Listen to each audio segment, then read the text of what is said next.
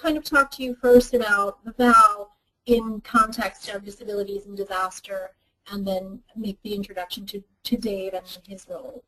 So for those of you who aren't aware, or just to give you a little refresher, the role of the VAL, the FEMA VAL, and also state and local VALs, is to build relationships. So we work with our federal, state, and tribal government partners, and we work with the voluntary faith-based and community-based organizations. And a lot of what we do, in a nutshell, is to provide information and guidance. We share information about what's going on with the disaster operations and what's going on in the world of FEMA and the federal government with our voluntary sector partners. And then we also share information to FEMA about the role of the voluntary sector. So the way that FEMA understands what church world service and your partner organizations do is through the VAL. So we help communicate to FEMA the valuable work that you're doing in the field. And then another primary component of what we do is to help the states and strengthen the VALs. So we work to develop and support the voluntary organizations active in disaster. When we're talking about FEMA VALs, there are several types of us. So we have our headquarters team, and sorry I missed if Kuli mentioned this, but prior to my role as the FEMA Region 2 VAL, I was working out of headquarters as a VAL and donation specialist, and I had been there for about 2.5 years before coming here to New York about a year ago. So our headquarters team, the work that we do at headquarters is primarily, though not entirely, primarily developing rules and tools. So we work on a lot of the documentation, the documents, the guidance materials, and we work to support the VALs in the regions as well as the reservists and local hires. So the regional VALs, as many of you probably know, there are 12 of us. There are 10 FEMA regions, plus we have the Caribbean Area Division and the Pacific Area Office, and there is at least one of us, one regional VAL in each of those offices, and we work specifically with our states. So for me, that's New York and New Jersey. Unfortunately, Region 2, which also includes Puerto Rico and the U.S. Virgin Islands, I split with my wonderful colleague, Josue Diaz, who is the FEMA Regional VAL for Puerto Rico and the U.S. Virgin Islands.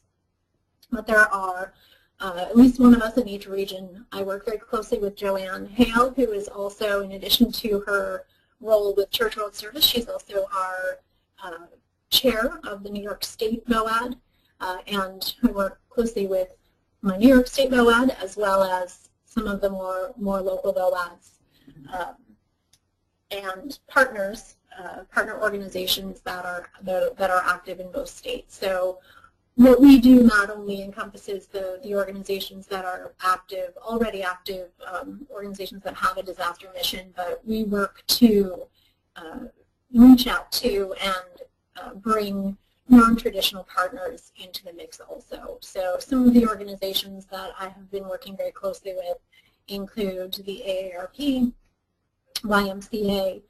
For a time we were working to develop relationships also with the Girl Scouts and Boy Scouts. So not only do we work with organizations that have specific disaster missions, but also organizations that we try to introduce to the world of disaster. And then the third type of FEMA VAL that probably many of you are familiar with are our reservists and local hires. And these are employees that work, they're brought specifically to work in disaster operations. So our reservists are, you may also know them as DAEs, disaster assistance employees. They changed that title a few years ago.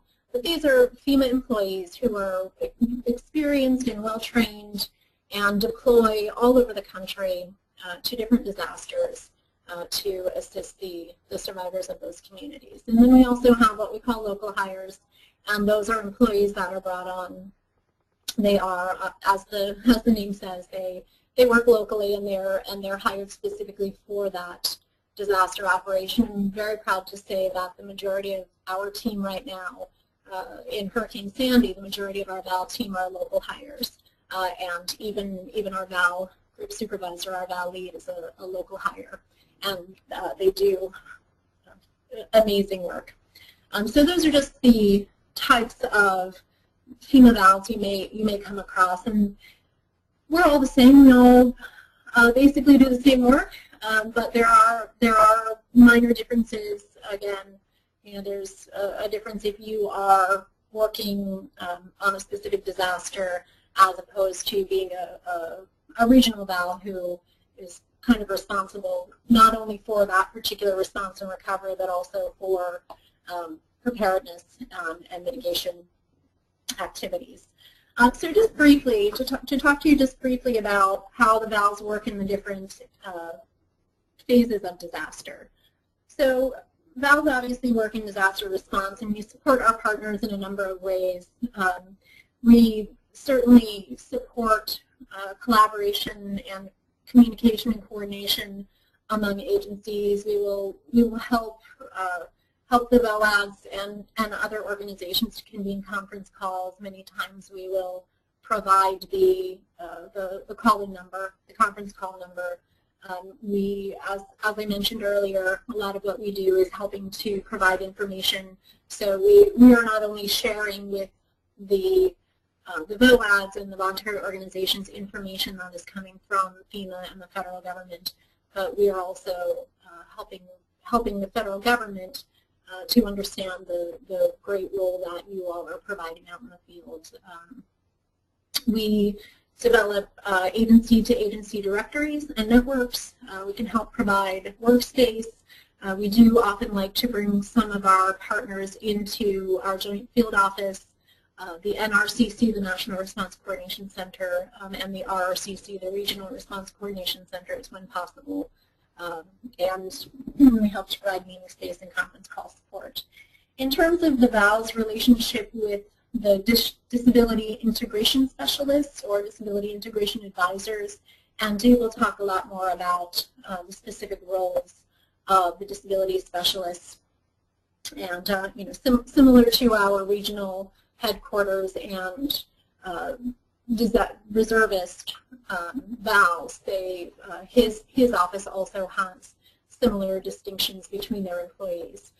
But the way that the VALs will work with the disability integration specialists, or more broadly speaking, helping to support the needs of people with disabilities, we definitely, during response, we definitely try to identify any immediate or emergency needs. So we will help to support survivors who have immediate needs and making those connections to organizations that might be able to support those needs.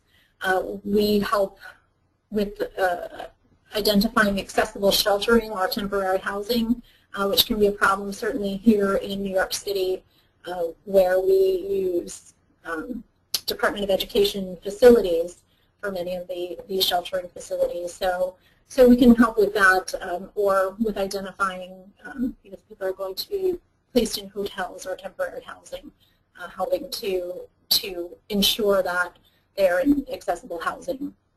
I also want to point out before I continue that there is every region is different.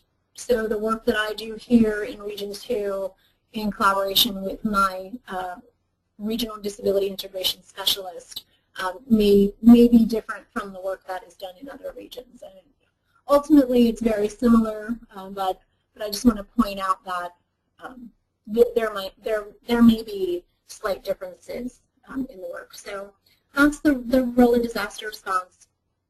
In disaster recovery, I think most of you are probably familiar with the role that the VALs do in disaster recovery.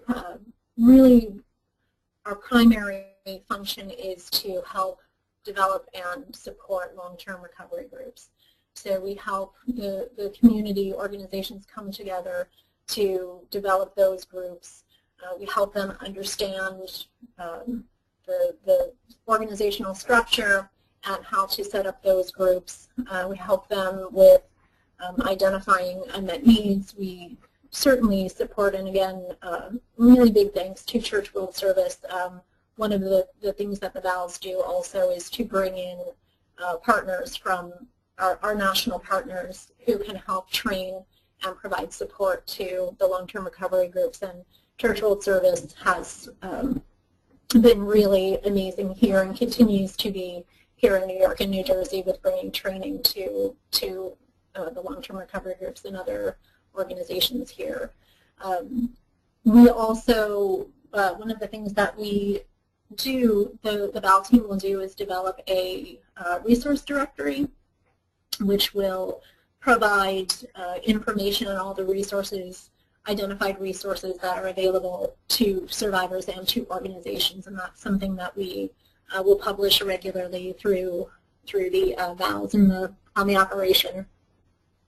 So as far as working with, to support people with disabilities, a lot of what we might do is, first and foremost, helping to assist in identifying and addressing unmet needs for people with disabilities. So, for instance, we may help identify someone who has access issues who may have been placed in a mobile home unit, helping them, if necessary, helping them to with getting a ramp or having special things built so that their unit may be more accessible.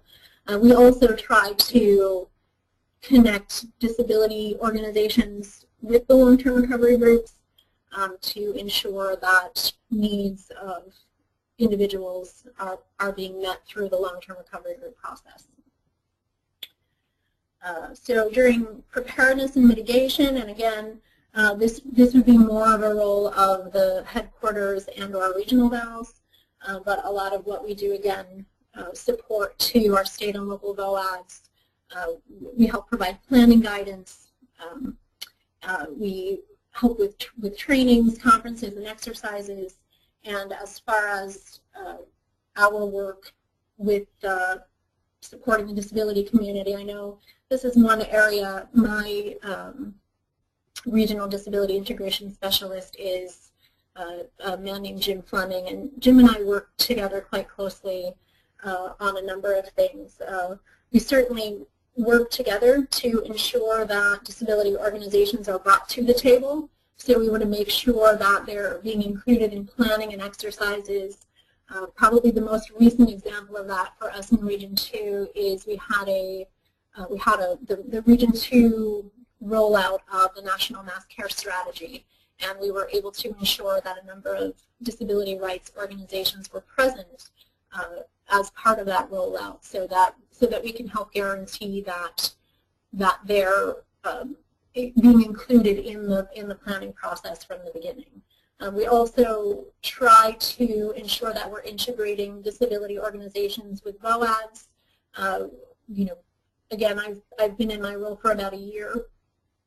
So one of the organizations that I've been working closely with, and that I know FEMA VALs at the national level have been working with, is AARP, and trying to get them more engaged and involved and connected with their VOAD partners.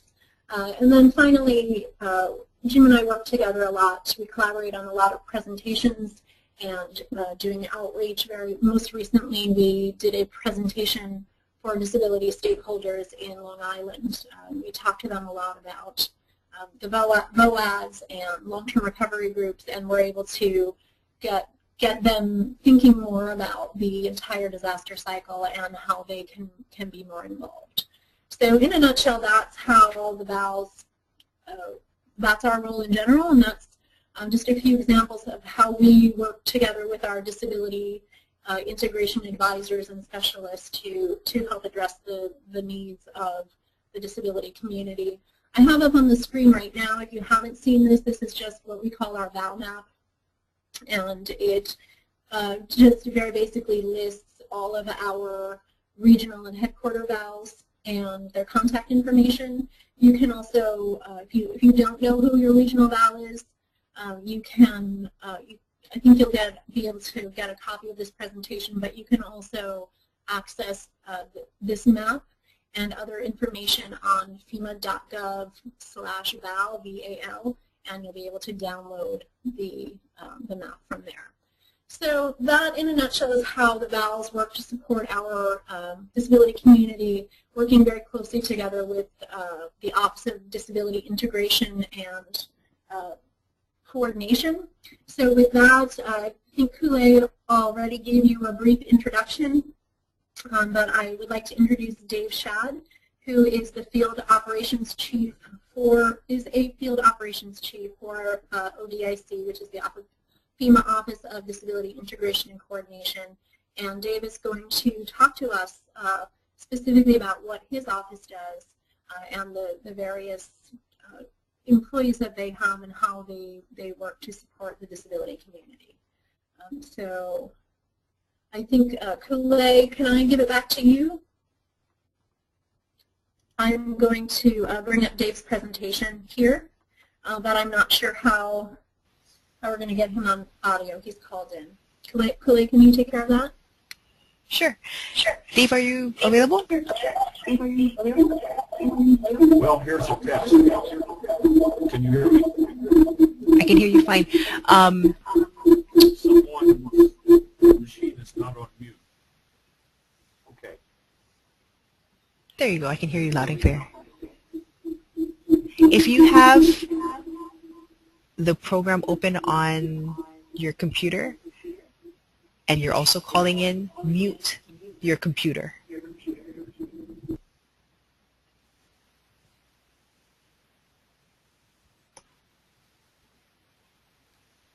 Or I can see that you just muted yourself, so we can't hear you. But mute or just turn down the speaker so that it doesn't have that echo.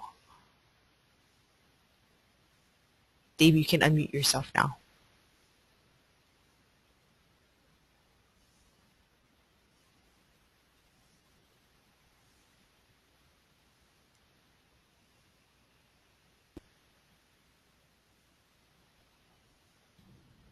Hello, can you hear me? Yeah, perfect. Loud and clear. Hello, can you hear me? It's perfect. Loud and clear. And we just lost you.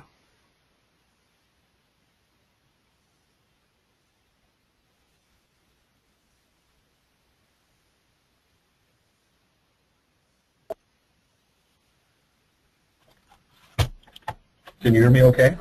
Can you hear me okay? Perfect. Okay. Mute yourself on there. Mute yourself on there. Can I mute? What? Mute yourself on the Polycom. Everything muted.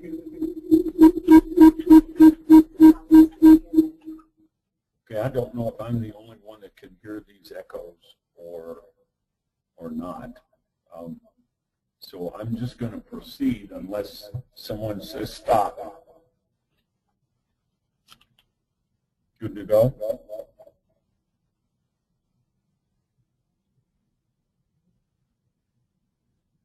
Am I good to go? Good to go, Dave. Go ahead. Okay, good afternoon, everyone. I'm Dave Schaad. Okay, so I am hearing echoes, actually. Are you calling in or are you using your computer? I think I just...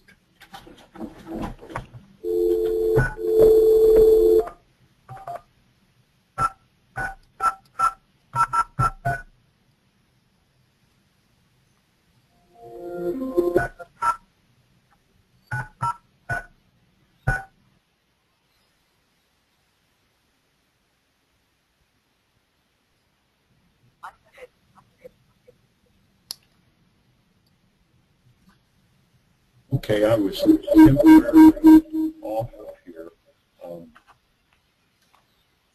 Is all of that echoing coming across on On the program? Yeah, it is. Sorry, Dave. Okay. I'm going to try one other method of connecting. So I'm going to go away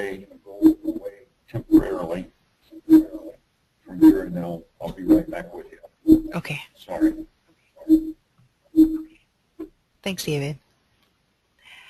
So while David is getting that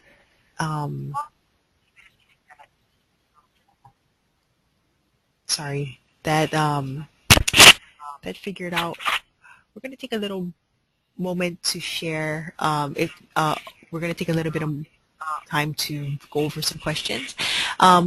Some of the questions that we had were concerning the materials for today's webinar, and and where would they be available.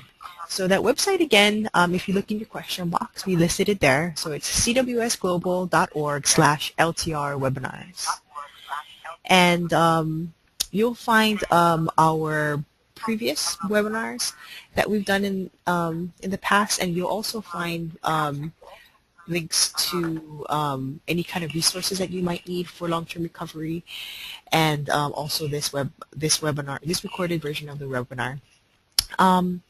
We will be posting that in the next few days. I'm going to edit it for time, and it should be up within by the end of the week.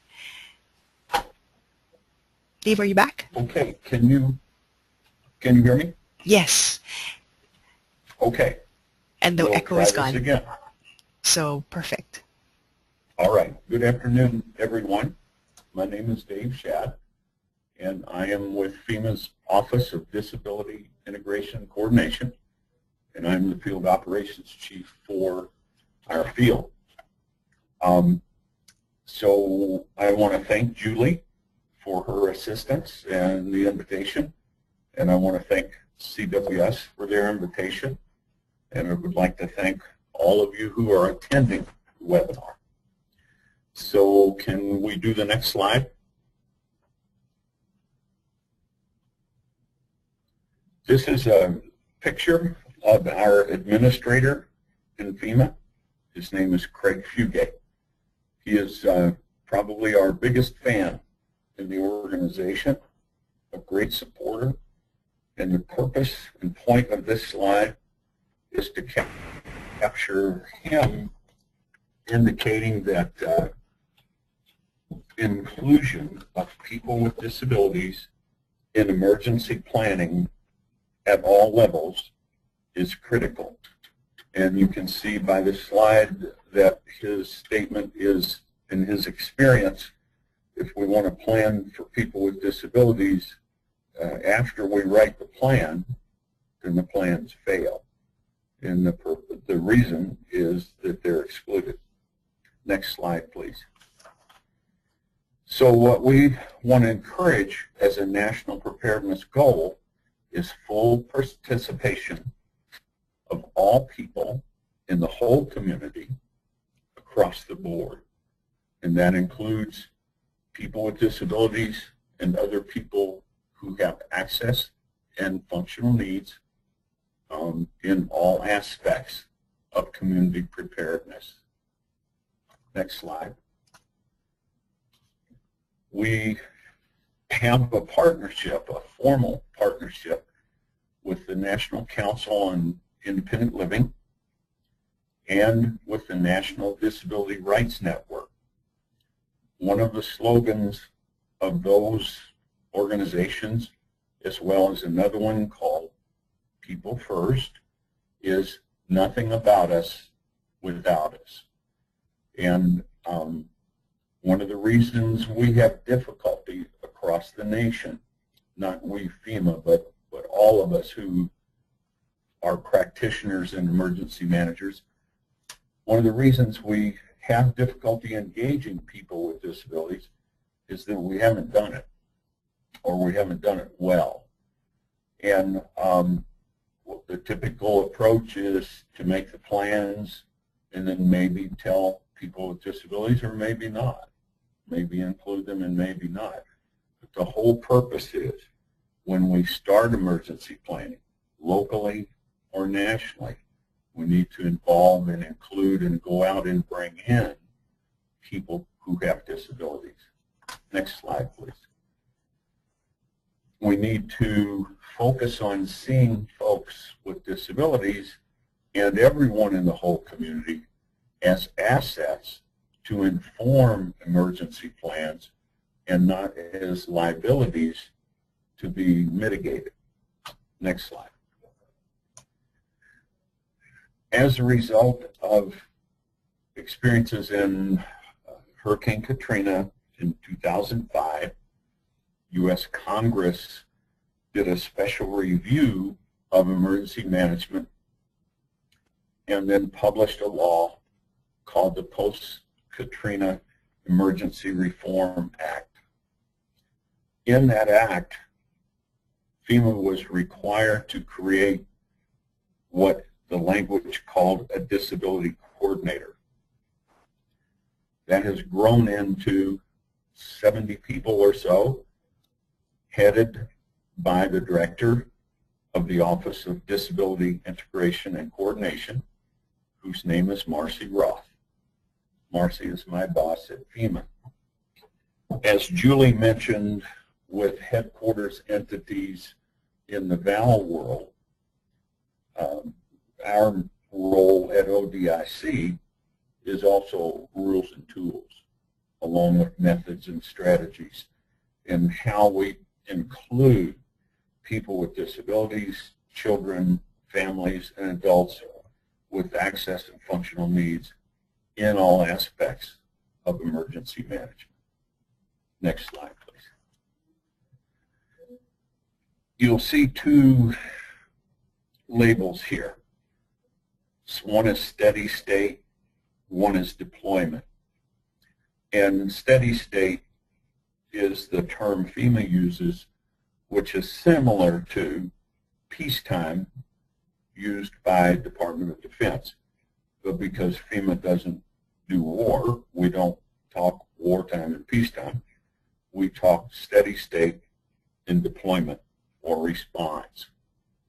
In the steady state, we as disability integration folks serve as advisors to the administrator of FEMA, to each of the 10 regional administrators, and to other senior leadership at the headquarters and in the field across the family, the federal family rather.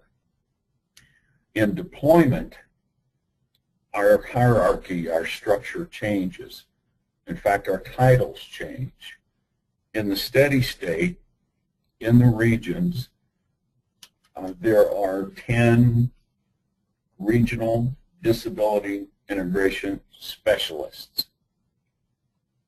In the deployment universe, when we're deployed, our position in the organization that responds to disasters changes, and we are then advisor, who is the person that leads the disaster response in a given disaster. And we're also advisors to the Joint Field Office staff and general command structure. So the terminology sometimes gets confusing, but our role is always as an advisor. The force of people that are involved in disability integration are, of course, from outside FEMA, and most folks have many years' experience directly in disability business, whether it's advocacy, service organizations, support organizations, or policy. Next slide, please. So what our team looks like is we have 8 full-time people at the headquarters. We have 10 full-time regional disability integration specialists in the field, and then we have 2 in the headquarters. We have 3, soon to be 3, full-time disability integration advisors on a newly created series of incident management assistance teams. Those are national teams. There are 2 currently and one is being built. A third one is being built.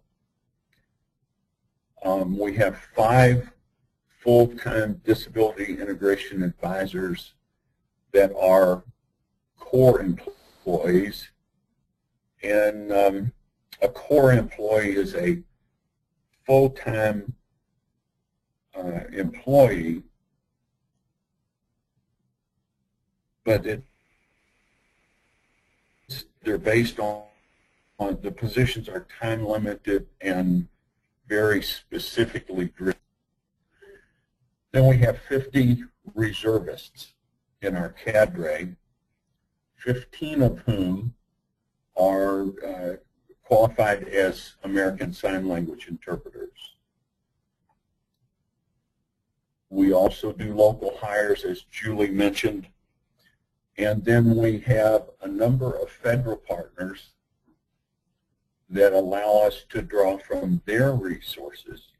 For example, in response to Hurricane Sandy, we reached into federal organizations to borrow employees who had specific expertise in disability field, some of whom were American Sign Language interpreters. Next slide. A lot of folks question why FEMA has disability integration advisors or specialists. Apart from that act, that federal act I mentioned, and you see it listed as the, I think, 5th act or 5th federal law, there's a long history of the United States and Congress talking about equality, equal access, equal opportunity, and all of these depicted federal laws have as a central issue equal access and equal opportunity. So there's certainly far more than one that talk about including people with disabilities across the realm of plans and emergency plans and community support. Next slide, please.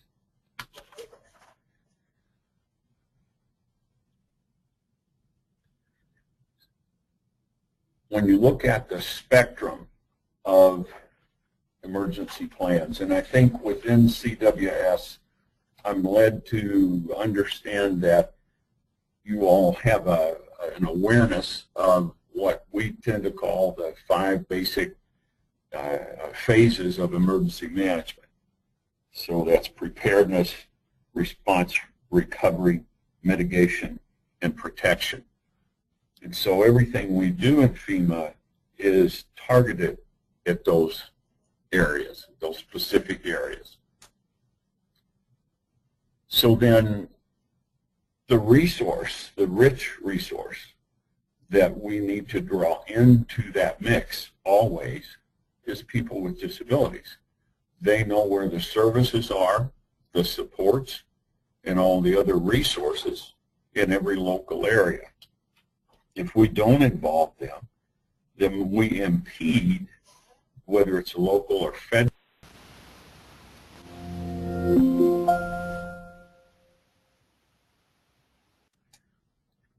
So evacuation planning, to try and do evacuation planning without people with disabilities is like reaching into the closet to find a shirt without the light on.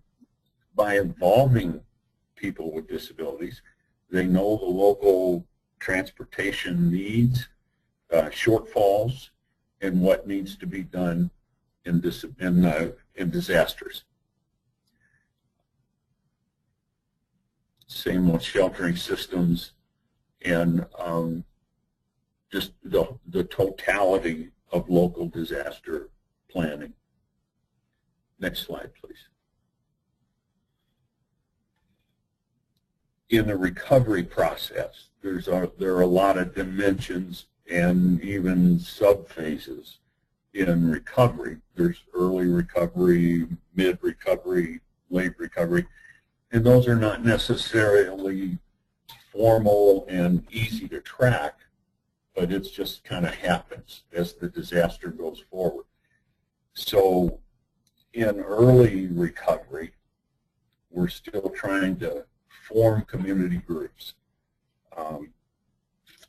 And so distributing things may occur, like blankets, water, food, that may occur in early recovery as people are repopulating evacuated areas, but the need for those things changes throughout the disaster. Once again, involving people with disabilities from the local area is the key to making sure everyone is included.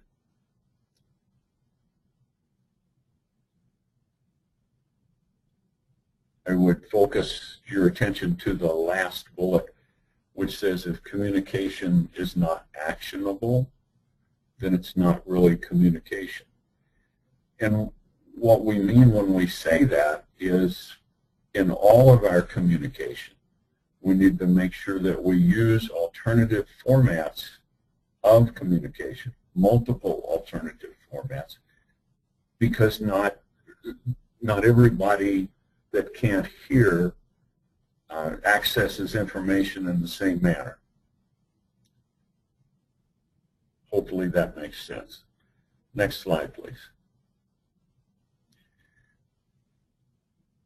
We thank our partners and friends in the state of Connecticut for articulating why we try and avoid use of terms like special needs and vulnerable populations.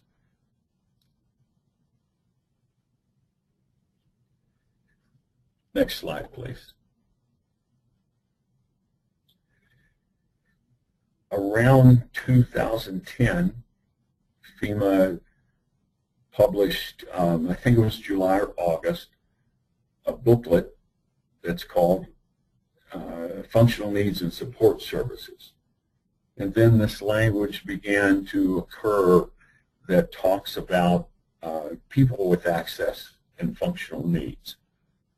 And this is an example, a partial example, of people who have access and functional needs. And we don't really have a hard list of who those are, and it wouldn't make sense to, because there's such variation in communities. And what I always encourage local folks to do is bring together people with disabilities and identify people who have access and functional needs in your given local area and make sure that they're planned for in all phases of disaster. Next slide, please. A continually confusing concept goes back, I think I would say it has its roots in the days when we had, quote, special needs shelters, unquote. And then today we have mass care general population shelters, but in both periods of time, we have medical shelters. There's a tendency in some communities to put people with disabilities in a medical shelter simply because they have a disability. And most of the world sees people with disabilities and they think medical needs. Number one, that is a myth. It's not necessarily the case. And number two, it's not lawful activity. So what we try to do to point out the difference is, if a person does not have acute medical needs, they do not belong in a medical shelter. Another critical piece of that decision-making process is if you put people in medical shelters who do not have acute medical needs, you deny people who need acute care access to it because someone else is taking that bed or taking that cot or taking that service.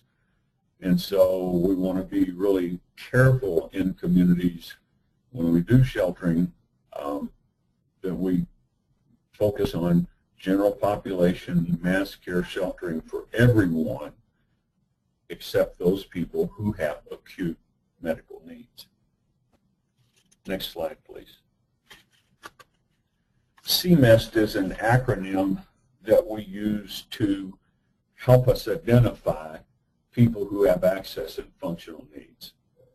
And you can see the description of CMEST: communication, maintaining health, independence, services, support, and self-determination, and transportation.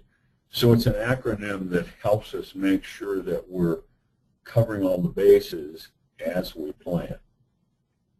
But again, the folks who have the best knowledge of each of those areas are people who have disabilities, communication disabilities, health conditions, always wanting to focus on independence and self-sufficiency, self-determination, and providing services and supports necessary to maintain independence and self-determination, and then accessible transportation. Next slide. I mentioned this concept earlier, that information has to be fully accessible to be fully actionable. So I think Stephen Covey said, if you don't know where you're going, any road will take you there. The thing that I always worry about and did as a regional disability integration specialist was whether people even knew that a disaster was impending or was in progress. And if we don't communicate emergency notification in accessible formats for the whole community, then that means the whole community won't know, just some of them. Next slide. The field of emergency management is big on exercise. I think everybody knows that.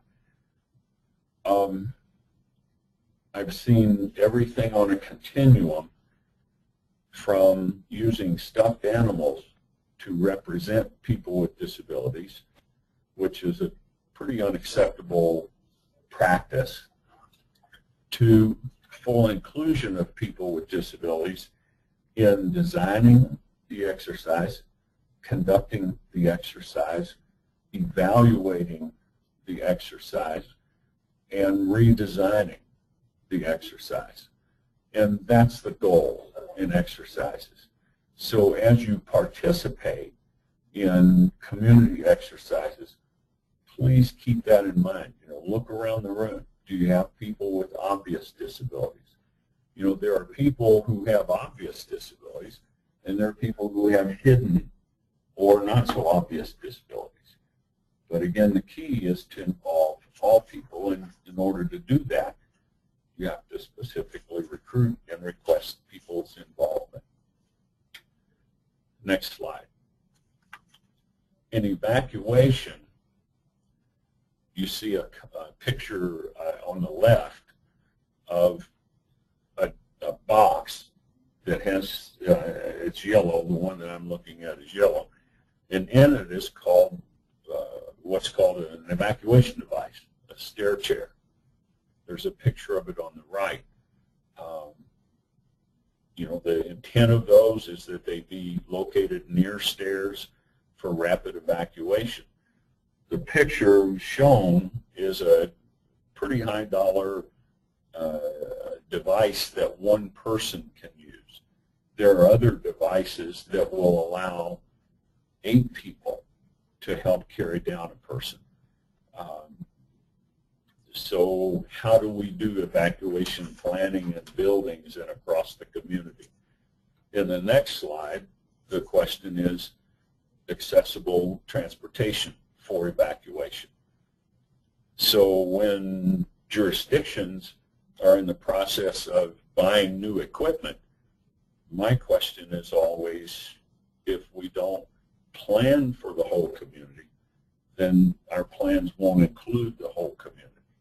So why buy a bus if it's not accessible to everyone or other forms of transportation? Next slide. I mentioned the functional needs and support service. I think it's chapter 7, the ADA, that talks about general population shelters. But the thing to remember is that people with all types of disabilities will show up at the shelter. Popularly, folks may say, well, we'll worry about that if somebody shows up and needs access. And we don't stop and think about the full impact of a statement like that. If somebody needs to urgently use the restroom and we choose to wait until somebody shows up to make the restroom accessible, that's kind of a recipe for disaster on a smaller scale. So that's, that would be an obvious reason to not wait. I remember going into a shelter in the recent past that had a number of evacuees in it. It had a dining facility. It had cooking facility, and they were great facilities, except they were on a below ground floor with no access except steps. And so that's not a general population mass care shelter. We have the responsibility, again, at all levels of government to ensure equal access and equal opportunity for participation across the spectrum of emergency management. The reason it's so critical at the local community level is that's the level of first response. Where do disasters happen? We often ask that in emergency management. And usually the answer is something like they happen where you live, or they happen in your living room, or they happen in your backyard. We look at the recent mudslides and landslides in Washington State. We even have a small one in the state of Wyoming presently. All disasters occur locally, so all response is always local first. Next slide. So key concepts about sheltering people with access and functional needs is plan on families, children, and adults.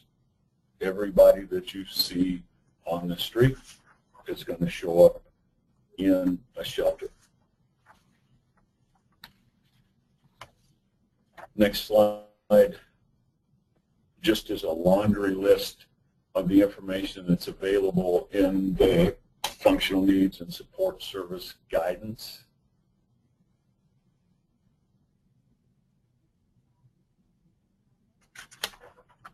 The last slide focuses, the next slide focuses on power issues. We forget about auxiliary power. This is a picture of a person in a wheelchair who uses a power-driven ventilator for breathing. So what happens when there's no power? The next slide is a picture of assistive devices.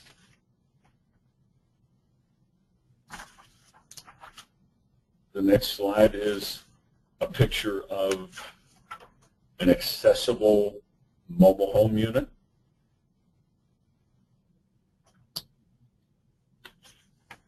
And the next slide talks about integration and coordination in communities once again, and the fact that when we do that, we strengthen the community's ability to prepare for, protect against, respond to, recover from, and mitigate all hazards.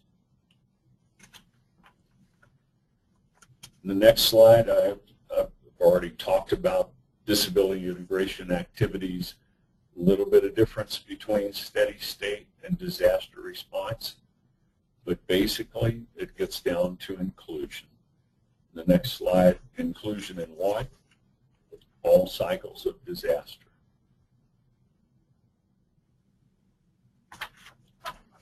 The last two slides that I have are links to additional resources that talk about disability integration.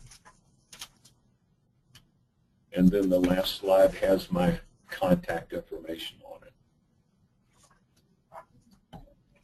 I don't know exactly what your timelines are. That concludes my presentation, and I'm not sure about time for questioning, but you have my contact information if you have any specific questions, or if you need to find out who the disability integration person is in your area. Barry, do you think we have some time for questions? I have time. Yes, I'm just want to be yes. You do. As long as Dave's willing. Dave, as long as you're willing and people want to stay on and hear the answers, we'll do questions. Okay, great. Yes, sir. So the first question is, since there is no registry for people with disabilities besides reaching out to the local ILCs and State Department of Rehabilitation, what suggestions of rehabilitations or what suggestions does FEMA have for reaching out and identifying people with disabilities in the community? And this is coming from Larry. Well, Larry, that's a common question. And the answer is in local planning. There are many pitfalls to registries. We view registries as a poor use of funding and planning. The most immediate problem with a registry is 5 minutes after I register, I die. I got a bad habit of not calling and saying, take my name out of that registry. The impact of that in a disaster is an emergency manager or a first responder would commit resources to go to that address to provide assistance. The house may not be there. The person may not be there. They may have been at Walmart or some other place. So we have access issues. If that information is stored in a computer, additional resources have to be used to ensure access to that information. Then you have the validity and currency of the information that's problematic. It's just not it sounds like a good idea, but across the board, they have been of limited value. We emphasize community planning, whole community planning. If I live in a rural area, it's pretty easy for me to contact a responding agency. So I want to make sure that the fire department knows that I have needs, or the law enforcement agency, or the emergency manager. If I live in a highly populated area, then the question is to engage emergency management and find out what my best options are. The primary key is that emergency preparedness is something that every citizen has responsibility for regarding their safety and well-being. And so I need to have two kinds of plans. One is an immediate grab-and-go plan with resources that I need to subsist. And the second one is a longer-term disaster plan, which might include a large kit for 30 days, 60 days, or it might include sheltering in place. But the best consultant is the local emergency manager. And so we encourage folks to contact that individual and follow their advice for planning.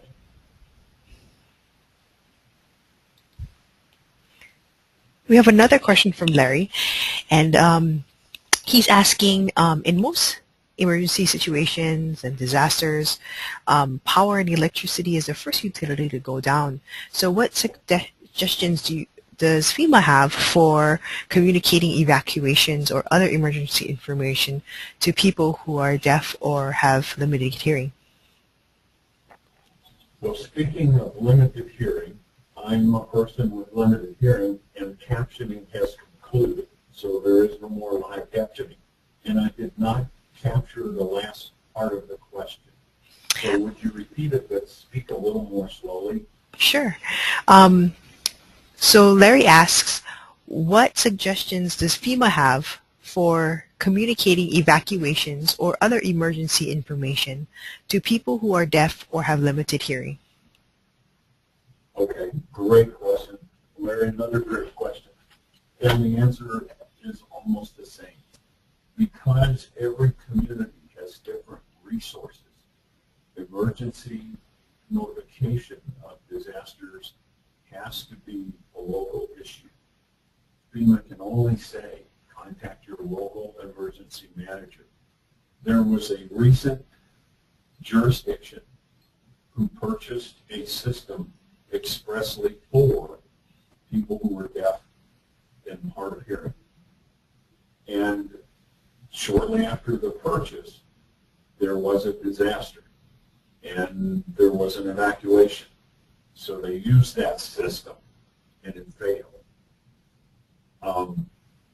I don't remember, or I don't even know that I knew the distance between in time between when they had the communication system purchased and when the disaster occurred. But where the breakdown was, they didn't involve people with hearing disabilities and deafness in setting up a test of the equipment and then testing the equipment to make sure it worked. Had they done so, they likely would have discovered that it wouldn't work and been able to go on to plan B or make alterations as necessary.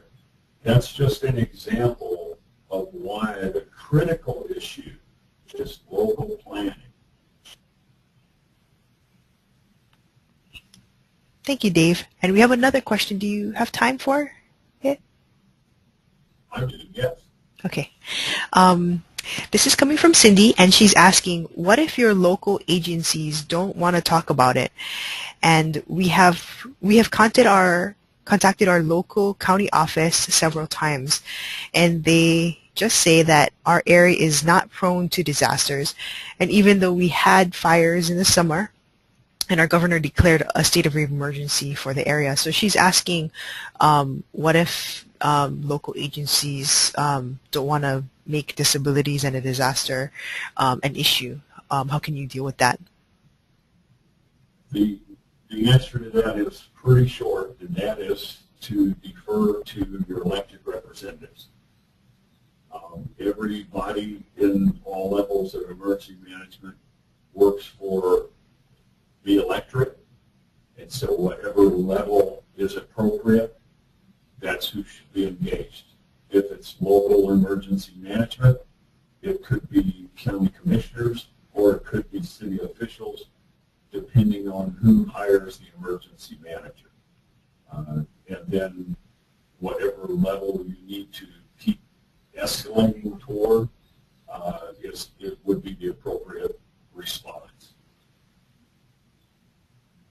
Thanks, Dave. And we have another question from Rohan, and he's questioning the responsiveness of FEMA, and how can one get a list of resources for special construction needs after the storm outside of a ramp of stair. Oh, I'm sorry. Let me just read this really quick before I say it out loud.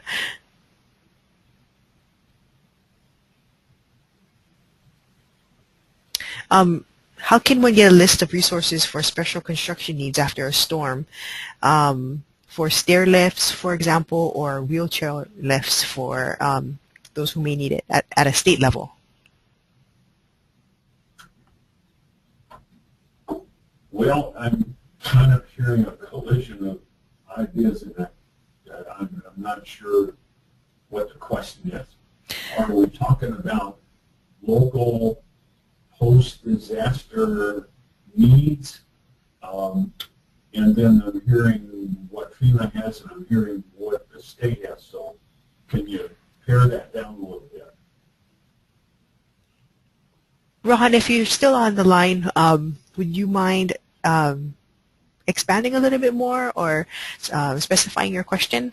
But what I think he's asking by the last part of his question, okay, he's typing in now. Just wait for his response.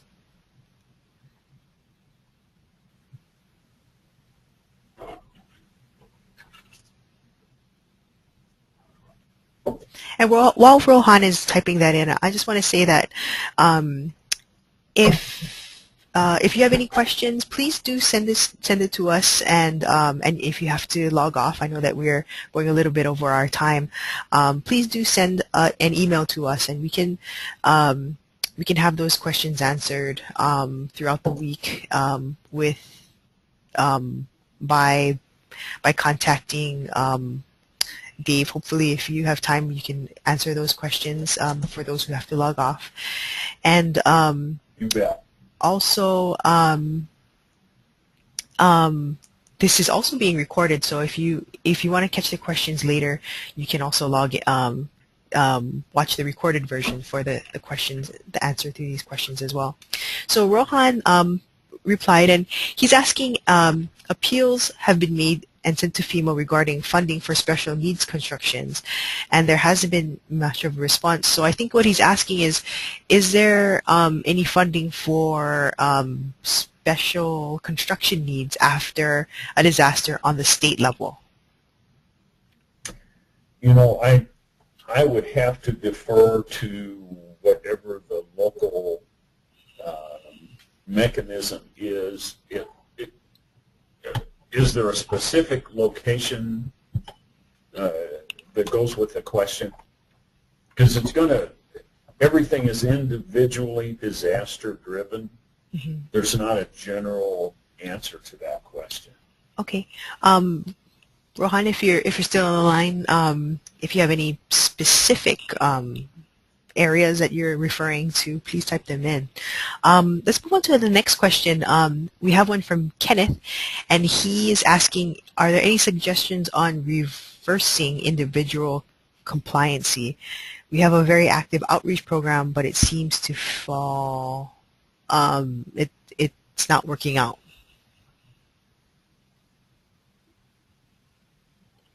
I'm sorry, could you repeat that? So Kenneth is asking, are there any suggestions on reversing individual compliancy? Individual compliance issues, is that what you said? Yeah. And with respect to, that was all that Kenneth, if you're still on the line, please elaborate on your question. I thought he might have been referring to the previous question. So Rohan went ahead and... Kule, if I may try to answer that one. Oh, sure. Okay. This is Barry. I think, as David talked about earlier, that is very much a political issue, and consulting, advocating through the starting at the local, county, and state level for to help those people hear you is part of it. But the other part of it is to involve non-political entities such as interfaith alliances and other organizations that would be interested in ensuring the special needs are met for those people that require them. And so much that may not be done at the political level could be done through volunteer groups and organizations that take that on as their mission, as their calling. It kind of bypasses the political system, but sometimes that's the best answer.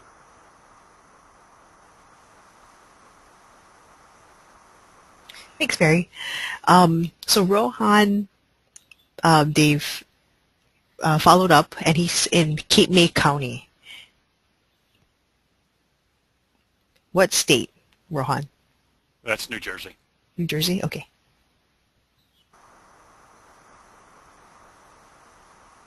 Do you have any ideas on that, Dave?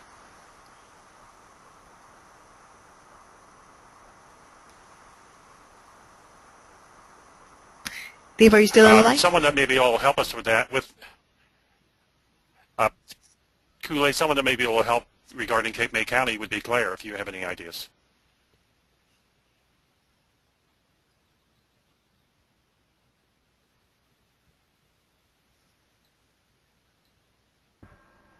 Hi, yes, there is the Department of Aging, and then of course we have FSBG, who is available with grant funding to provide lists and so forth. I actually work with Rohan, and we'll get him that information. Thank you, Claire. And I need to mention we missed Claire in the introductions. Claire is an emergency response specialist helping Church World Service in its response to Superstorm Sandy, and she pays particular interest to New Jersey and New York states. And her name is Claire Galliano. We have a few more questions coming in. Do you think we have some time for that?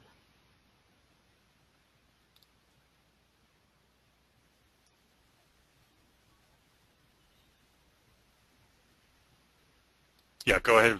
Go ahead with two more questions, Kool-Aid. Okay. This is coming from Sherry in Fairbanks, Alaska. And she's asking, since our church in Fairbanks is planning a facilities expansion, is there a way to receive grants to include facilities enhancements to qualify as compliant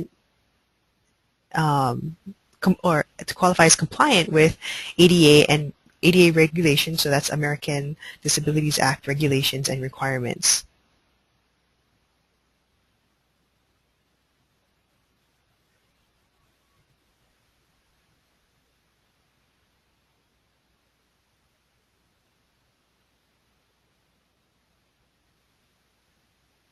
Anyone want to take that question?